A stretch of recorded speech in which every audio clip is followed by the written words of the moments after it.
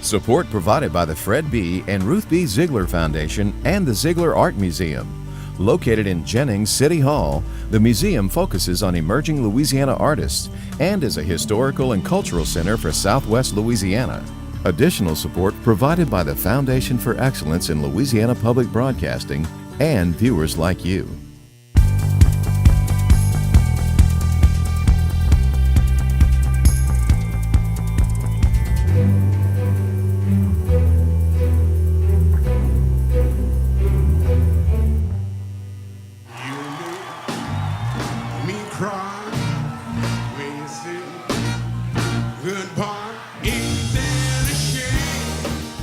When did you start wearing flowers in your hair? In college. I pick them and then I don't have anywhere to, I smell them and look at them and then I wonder what to do with them and put it behind my ear works. We built that house. It's set way above the floodplain. As a matter of fact, we were the highest house on the street. All of the prosecutors and agents involved in this case have come to the conclusion that insufficient evidence exists. It's a relief. One thing, this guy can't fire me because of my convictions. I am the guy to do the firing. Hi everyone, I'm Andre Morrow. As we stand at the threshold of a new year, we thought this week on The State We're In, we'd take a look back at some of the stories that shaped 2017. From major news events to stories about people helping people, to one person, a woman, you can't help but fall in love with. We begin with this past August, which marked the one-year anniversary of the floods of 2016. For some, they've pretty much recovered. Some have not begun to. For anyone affected, though, it was traumatic. Total upheaval is something you don't just snap back from. There's the physical toll and the mental aspect, which may take years to get ahead of. Lori and Jack Vaughn, now of Baton Rouge, allowed us to hear their story. They say they're fortunate, but the flood clearly left an indelible mark. Unprecedented became an adjective used over and over in 2016. Across America, non-stop blasts of rain became mega flood events. Summer 2016. Not one, not two, but 3 1,000-year events. Louisiana was hit twice. The northern part of the state got it in the spring. Then in August, much of Metro Baton Rouge became a submerged ground zero. An astonishing 7 trillion gallons of water fell, 3 times more rain than Hurricane Katrina in 2005. Lori and Jack Vaughn and their 2 children became one of thousands of Louisiana families who found themselves watching something that had never happened before. We knew it was forecast to be a lot of rain at one time, but just kind of watch it rain and see what's going to happen. And had you ever come into any situation like this that maybe it helped you be ready for it? There's no preparation for something you can't stop, something you can't fight. I'll never forget when we walked out of the house, and Lori saying, "I can't believe we're leaving," and I said, "Well, I can't fight this. I can't stop it." at this point, we start seeing lots of helicopters, circling around, and that's never a good thing, right? If you're seeing helicopters. And had this ever happened? Never, never, never. I mean, our house, we built that house. It's set way above the floodplain. As a matter of fact, we were the highest house on the street. So that's when we started putting kids in life jackets. Getting ready to take them out in the paddleboard, and a friend of mine happened to be coming around with a P-row. So how was that when you're putting your children in a boat so they can move on to safety, but you're staying behind? I told you I didn't want to cry, but yeah, that's that will go down as the toughest thing that we've ever done. Soon, Lori and Jack had to get out. They tried to protect some of their belongings, stacking things inside the house that would eventually be filled with 2 feet of water. Anything that had to be saved, we threw it on top of the counters. And with that, we went into the garage where we had 2 paddle boards hanging on the walls. We took one of them down, literally, threw it in the water, I sat on top of it, we threw the dog on top of it, and Jack began to pull us. This is a long, slow, big disaster, Louise. This long, slow, big disaster had weather experts scrambling to draw comparisons. Jack and Lori stayed with friends for several days before eventually returning to their ruined house, one of about 146,000 homes that were the casualties of water sloshing inside, then receding, leaving mud and slime and confusion. The rainmaker produced shocking totals measured in feet, not inches. 2.5 feet in Watson, more than 2 feet in Livingston. Baton Rouge, 1.5 feet, 19 inches. 13 people died. 30,000 were rescued or evacuated. 75% of the homes in Livingston Parish were considered total losses. Did this really happen?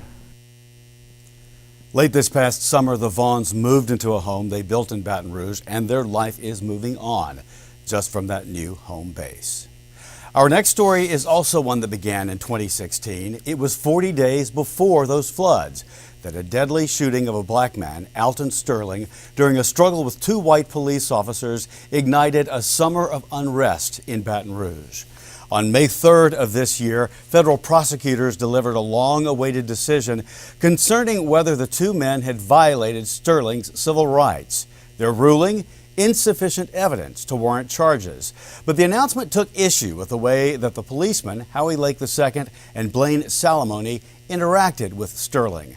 Governor John Bell Edwards and Baton Rouge Mayor Sharon Weston Broome held a joint news conference following the DOJ decision. After an exhaustive, almost year-long investigation, all of the prosecutors and agents involved in this case have come to the conclusion that insufficient evidence exists to charge either officer with a federal crime in connection with this incident. To prove that a shooting such as here violated Mr. Sterling's rights under federal law, the government, us, we must establish beyond a reasonable doubt that the officer's use of force was objectively unreasonable based on the circumstances at the time and based on their perceptions at the time. The government would also have to prove beyond a reasonable doubt that the officers acted willfully. That is, that they acted with a specific intent to do something that the law forbids. Based on dispatch recordings, we know that at approximately 12:30 a.m. on July 5th, 2016, Officers Salamone and Lake were told to respond by dispatch to a report that an African-American man wearing a red shirt and selling CDs had, quote, pulled a pistol on somebody outside the Triple S Food Mart and had a gun in his pocket.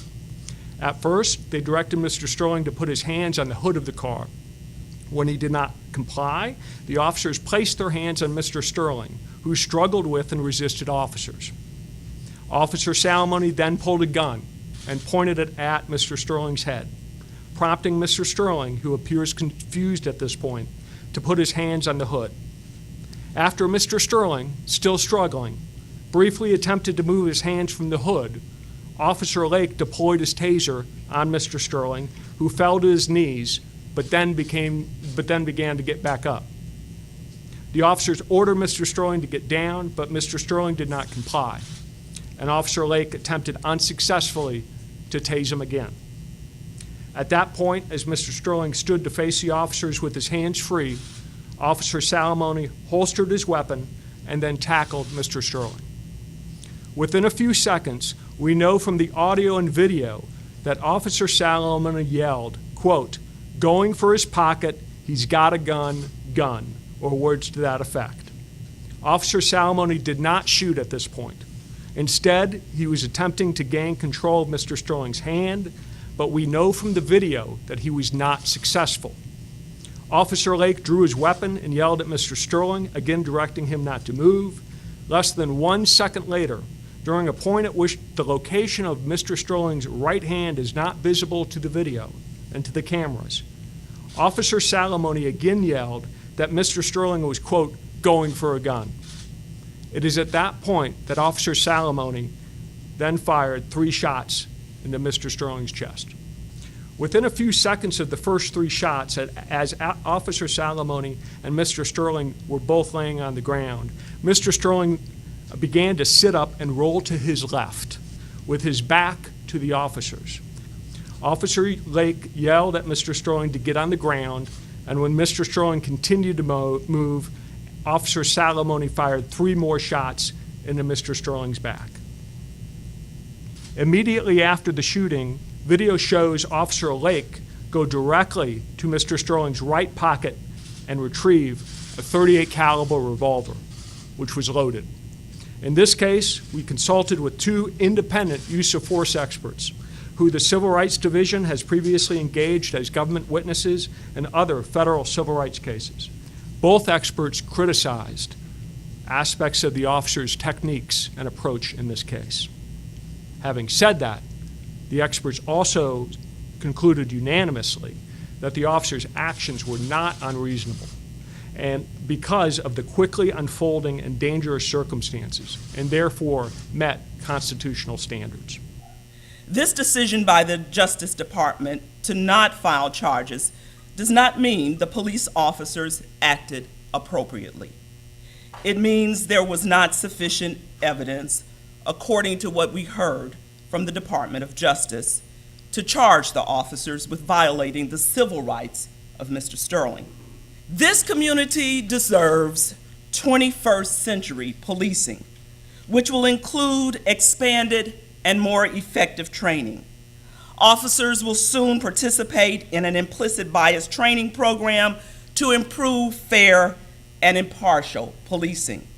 With the U.S. Department of Justice announcement today that they will not pursue charges, federal charges, against either of the officers involved, and because the East Baton Rouge Parish District Attorney had previously recused himself and his office from this matter, it is now up to the Louisiana Department of Justice and Attorney General Jeff Landry to determine whether any state charges will be brought. We owe it to the memory of Alton Sterling, to his family, and to our community to continue to make changes that make Baton Rouge a just and equitable city. Attorney General Landry turned the investigation of the shooting over to state police in May. He will assign a prosecutor from the Louisiana Department of Justice to the case.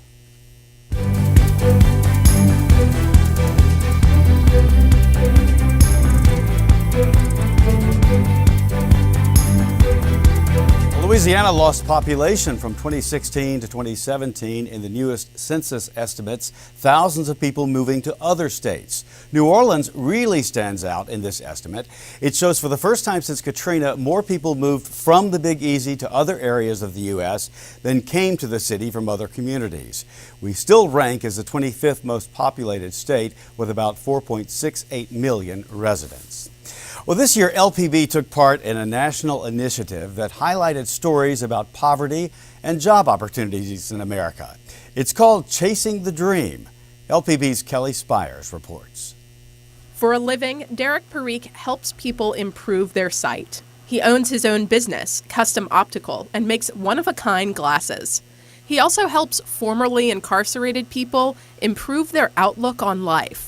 He's a program coordinator with 2 nonprofits called the First 72 Plus and Rising Foundations.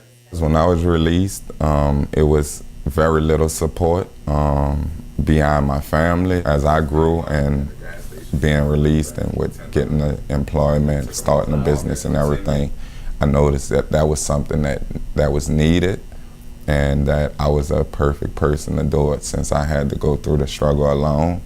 Parikh learned how to make glasses while in Angola. He won't ever be an optometrist. His record prevents that.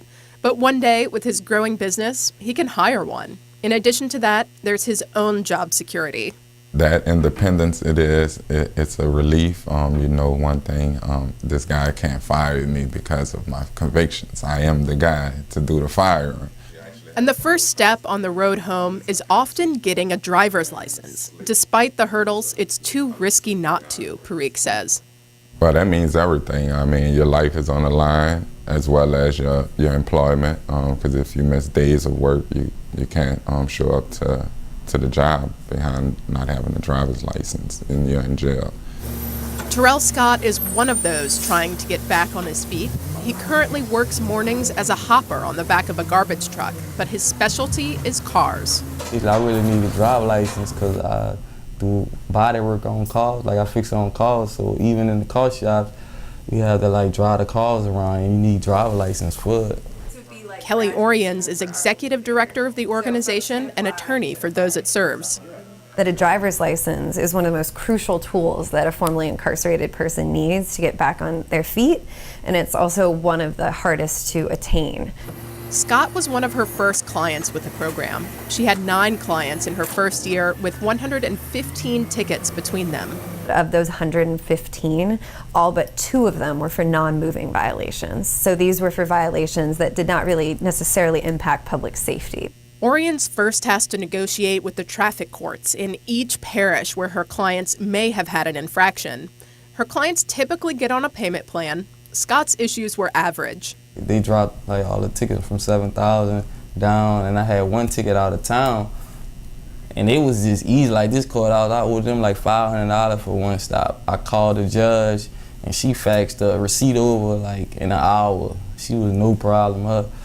But often, just when things are looking up, there's another problem. The Office of Motor Vehicles levies more fees on top of that for every ticket already resolved with traffic court. When you're dealing with the Office of Motor Vehicles as opposed to traffic court, the Office of Motor Vehicles maintains they have no discretion. These are state statutes that mandate that these fines or fees are owed. If her clients miss a payment, it can put them back at square one. If you miss 1 single payment, even by just a couple of days, a warrant is issued for your arrest, $100+ contempt charge is added to your debt, and your driver's license is immediately suspended. So Oriens and Parikh have a new plan to help.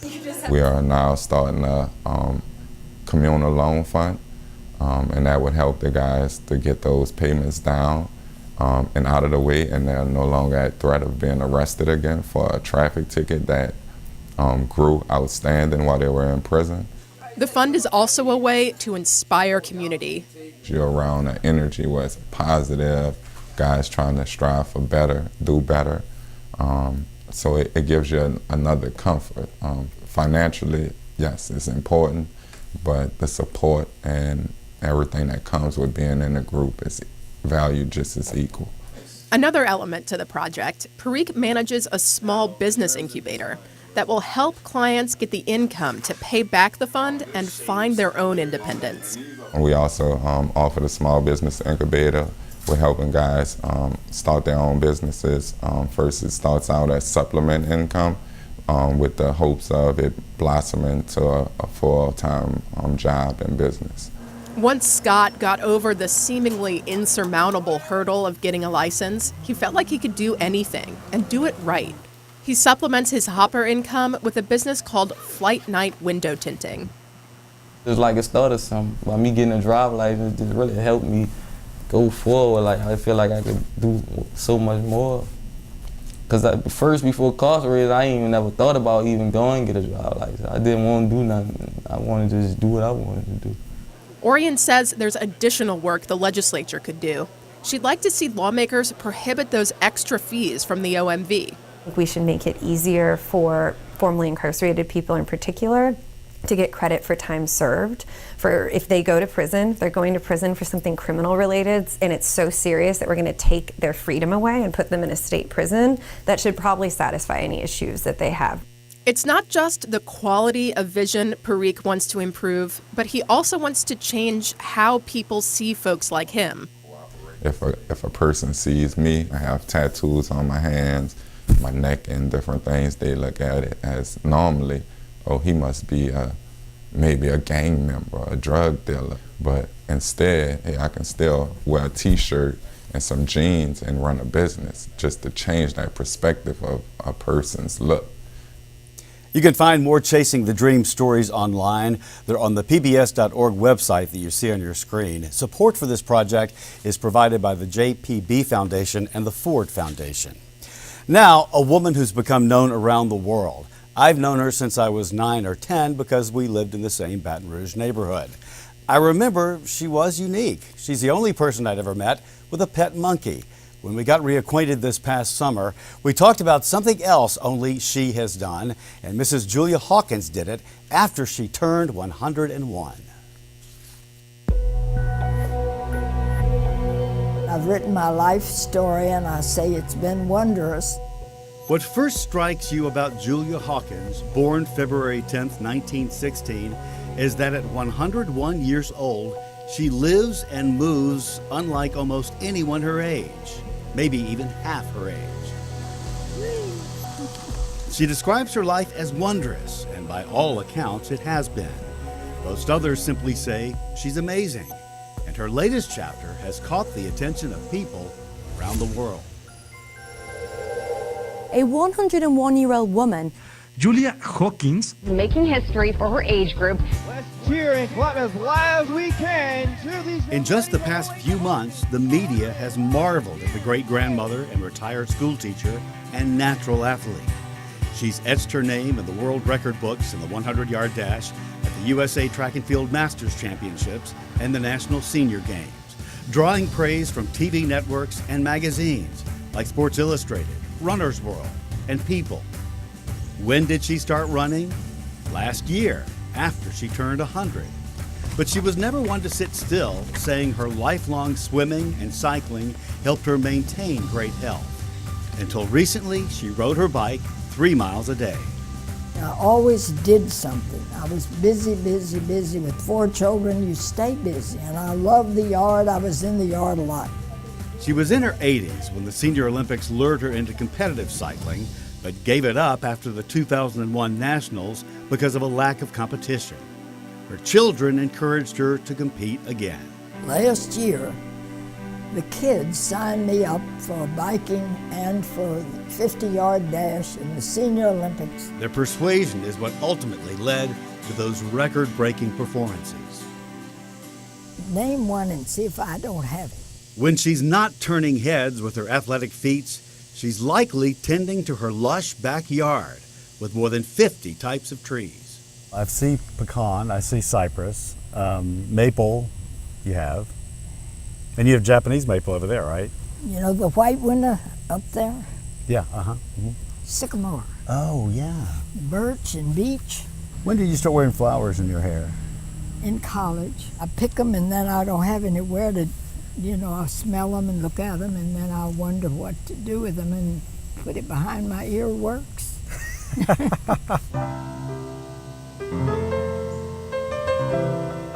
If you have a secret to life, what would that be? Marry a good man, because I really think that life was so pleasant married to my husband for 70 years that everything was ideal.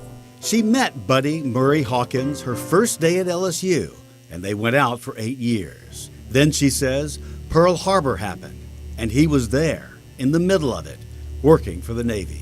I was fishing that day with his father in the river, and they called out and said, Pearl Harbor's been bombed, and it was so terrible. And it was 8 days before we knew that he was all right. He was all right, but anxious to tie the knot. We were married by telephone. After the bombing, they wanted to send him out with the fleet. So he was afraid I'd marry somebody else or something, which I wouldn't have. But he got in touch with me and said, let's get married. Here's her wedding day photo outside the courthouse in Ponchatoula, minus the groom. I got a Baptist minister who used to be in the Navy. And this is a naval officer that's getting married, and he thought that was neat. So he said, I'll be glad to do it. And my husband had a Jewish rabbi who had the duty that day.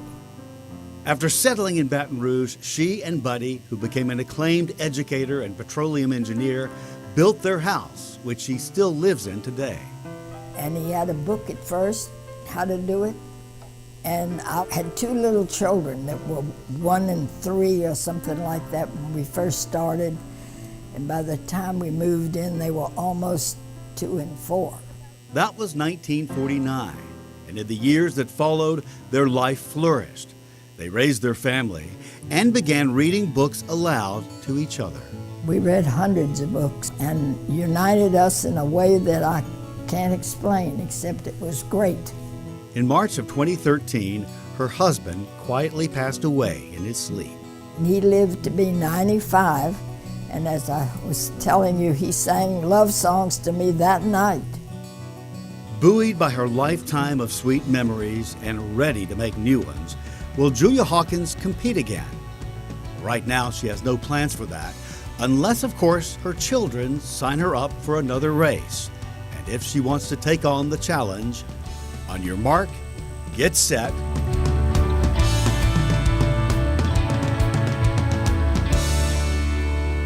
And I wonder what 2018 will bring for Mrs. Julia Hawkins. On October 24th of this year, we lost a music legend. The life of Antoine Dominique Domino Jr., Fats Domino, came to an end, but his music will live on. You make me cry when you say goodbye. Ain't that a shame? My tears feel like rain. Ain't that a shame?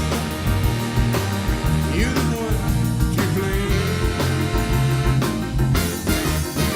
You broke my heart when you said we're apart. Ain't that a shame? My tears feel like rain. Ain't that a shame? You're the one to blame. Oh well, goodbye. Although I'm crying, ain't that a shame? My tears feel like rain. The one and only Fats Domino. Oh, that's our show for this week and this year. Remember, you can watch LPB on demand on your phone or tablet with our LPB Anywhere app. The download is free from your app store. You can catch LPB news and public affairs shows, as well as other Louisiana programs that you've come to enjoy over the years. And please like us on Facebook as well. For everyone at Louisiana Public Broadcasting, I'm Andre Morrow. Have a safe and happy new year, and thanks so much for watching. Until next time, that's the state we're in.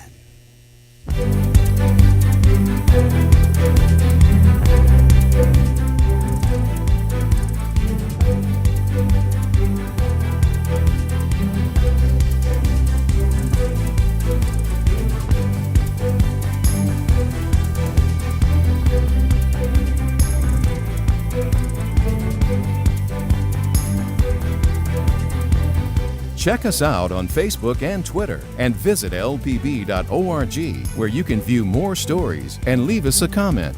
This program is available on DVD. Support provided by the Fred B. and Ruth B. Ziegler Foundation and the Ziegler Art Museum. Located in Jennings City Hall, the museum focuses on emerging Louisiana artists and is a historical and cultural center for Southwest Louisiana. Additional support provided by the Foundation for Excellence in Louisiana Public Broadcasting and viewers like you.